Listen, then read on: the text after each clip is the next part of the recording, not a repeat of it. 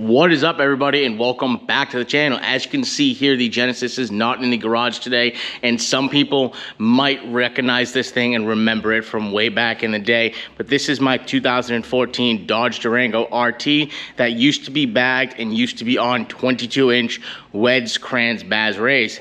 And as you can see, this thing is back to being completely stock now, and that is because I am finally, after what seems like years of talking about it and trying to do it, I'm finally trading this thing in and getting a new daily driver. And for those who don't know the story or have always wondered, because to this day I still get questions on whatever happened to this thing, because when it was bagged on the Bazreias, it was pretty sick, but this thing was riddled with problems every step of the way. Not only were they Dodge and Mopar problems, but I was having a ton of problems with the airlift management in this thing, and it got to the breaking point where I said enough is enough. Took all of the air management out, took it off the bags, put it back on stock suspension, and then after that it still continued to have Dodge problems. And this thing has pretty much been sitting for essentially 2.5 years now, and I've barely driven it. I've only really driven it to trailer the Genesis to Tennessee twice last year. Once we went to Nashville in April, and then in October we went down to Gatlinburg. Aside from that, I pretty much have not been driving this thing since the COVID era of times. And like I said, we are finally in the garage today. I'm doing one last walk through or go through of the vehicle to make sure I got everything out of this thing that is important to me. I have all my old suspension on the bench today because I'm going to go over what the suspension setup was on this thing, how we got it as low as we did, and then I'll go over a quick little thing. We have a complete mess back here of all the wiring management. We got some of the adapters to run the Bazreias. I do have one of the Bazreias over there, and I have all my air tanks, my compressors, and everything else. Little catch can because Mopar problems, but yeah, so that's what we will be doing today. Finally going over what happened to this thing before I finally get rid of this thing for good. Alrighty guys, so we're gonna start off, go quickly over all of the air management stuff that I used to have and I still have here in the garage right now. So these are dual 444 Viair compressors. Everybody loves these things. These are rated as one of the best compressors you can use when you're doing bags. Dual setup, always the best. And then I had dual 2.5 or 3 gallons. I forget what these things are actually rated for capacity wise, but they're seamless specialties, 2.5 to 3 gallon air tanks. I forget which one it is. And then we just put a couple of analog gauges on the front just to make them look a little bit cooler in the car. Now these things used to be mounted up on the armrest in the 3rd row seating. Obviously took them out of the car already, or I'd show you. I'll throw a picture up on the screen if I can find one of what this thing looked like, because it was pretty dang cool, if I might say so myself. And then obviously we had airlift 3P management. Like I said, obviously that's not here right now because I actually did just get it warranty replaced after sitting on it for 3 years waiting for other people to do it. But luckily airlift came through and got it replaced for me under warranty. So that's sitting in the house, tucked away, safe and sound, so that thing doesn't get damaged until we use it again. And then obviously I just have the mess of wires with the air trap, or water trap I mean, right there. But that pretty much covers all of the management stuff. Moving on to the good stuff now, the suspension. Because if you've ever seen a picture of this thing and seen it compared to other Dodge Durangos, this thing was super low, especially when you consider that this is on 22s. This was not on 24s. A lot of the ones that you see that were sitting as low body-wise to wheel lip are usually on 24s. A lot of the times when you see these things bagged on 22s, there's a big wheel gap, or I guess tire gap, between the fender and the wheel itself. Same thing with the rears. Now I got this thing pretty low, and it still wasn't even as low as I was originally intending it to go, because I have a bunch of parts both here and at the house that were never able to be installed because I'd never got the time or chance to do it before taking the suspension out of this thing. But one of those components to get this thing even lower are these shortened knuckles right here. So not only were these going to get the car a little bit, probably about 1 inch to 3/4 of an inch lower in the front, it was also going to correct some of the negative camber that it got just from naturally airing out as low as it was. Another thing we had is I took these D2 rear shocks off of the Genesis coupe. These were leftovers from the Genesis coupe after I switched it over to PBM true struts. And so we used these as original test pieces to see how big we needed to get the shock, or how long I needed to get the body and all the adjustments to then make custom shocks to get this thing aired out as quickly as or as low as possible, I should say. Now, after we did this, obviously these weren't riding as well as they should have been, because these were not meant for a vehicle of this size, but it was okay because it was just a test, so that way I knew what to go off of. After doing measurements, I was able to get the OEM rear load level shocks. These are 100% the OEM rear load level shocks. You can use them and still get the car low. All you have to do is use a KYB top hat instead of the OEM one, because the OEM ones stick way up here like that. These sit nice and flush. Then you put the bolt in, trim off the extra, and that is literally all you have to do. Now, unfortunately, like I said, this thing has a ton of miles on it. These are the original OEM, like factory rear shocks, I should say.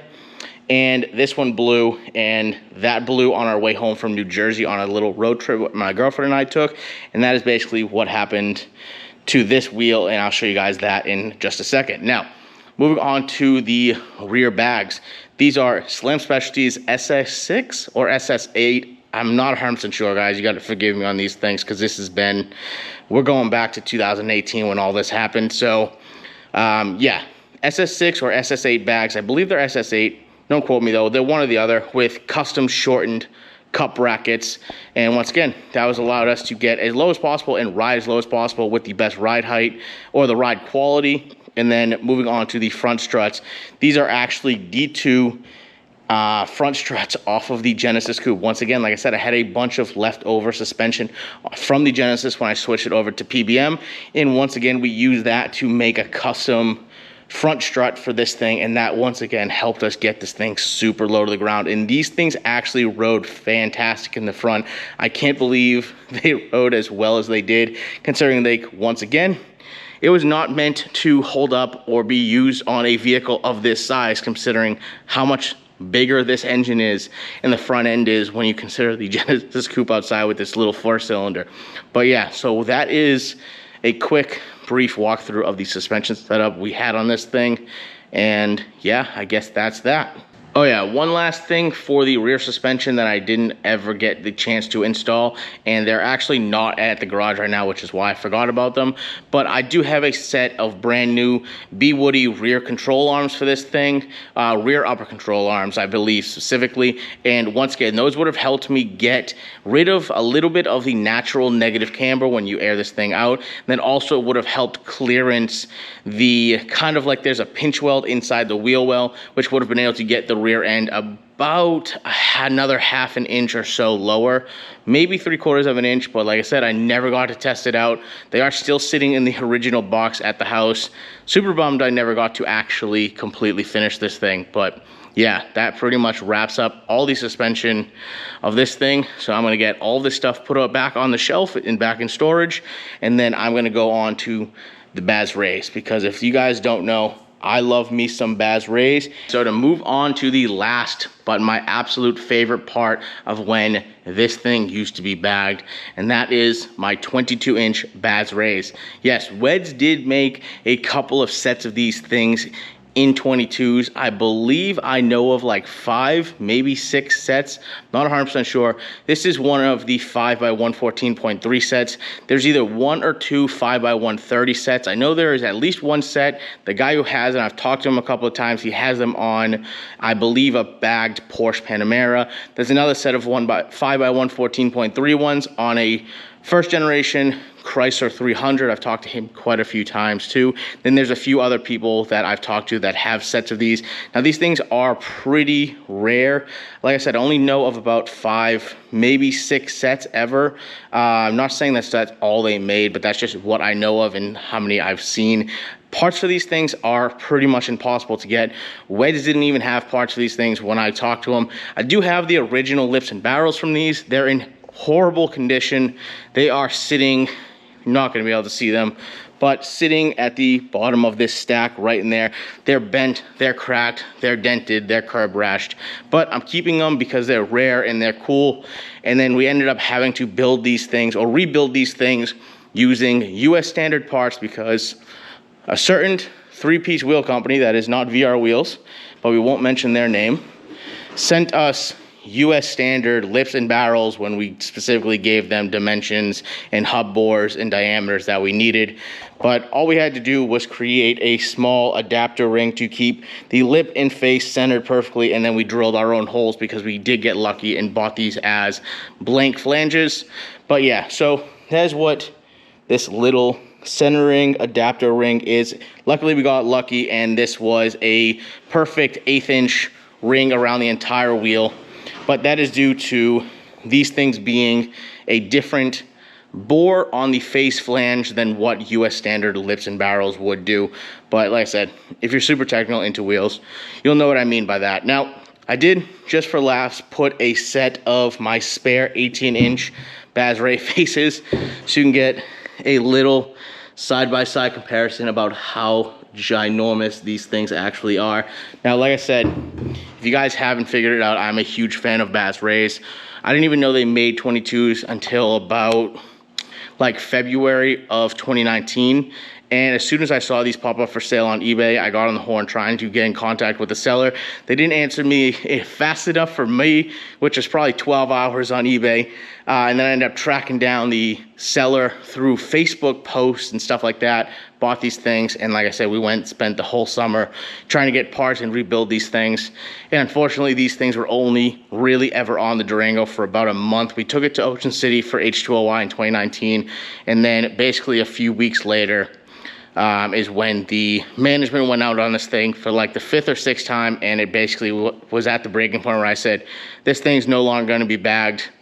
And then at the same time, when the management went out, the rear shock that we went over earlier, it's now over there, was also going out, so that started to blow. So the management going bad, the strut going bad, this thing ended up bottoming out and cracking this inner barrel right here, and then there's another one right about there. There it is.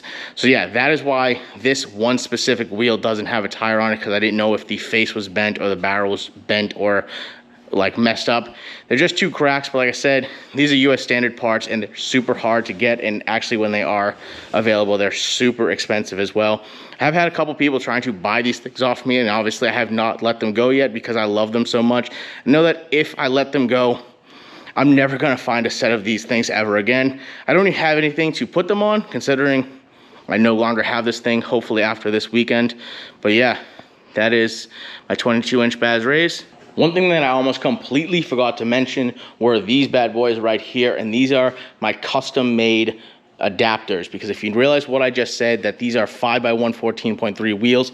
If you know anything about Mopars, these are 5x127 vehicles. So I had these with wheel adapters made. I got them made as thin as you can possibly make them at 15 millimeters. Then on top of that, I made them hub-centric to the vehicle on the inside, and then on the outside, these are actually hub-centric to the wheels themselves.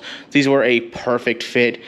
Super nice quality, well made, well machined, and these things that allowed me to run these wheels on this vehicle and keep everything completely hub-centric with acorn tuner styled lug nuts, as you can see here.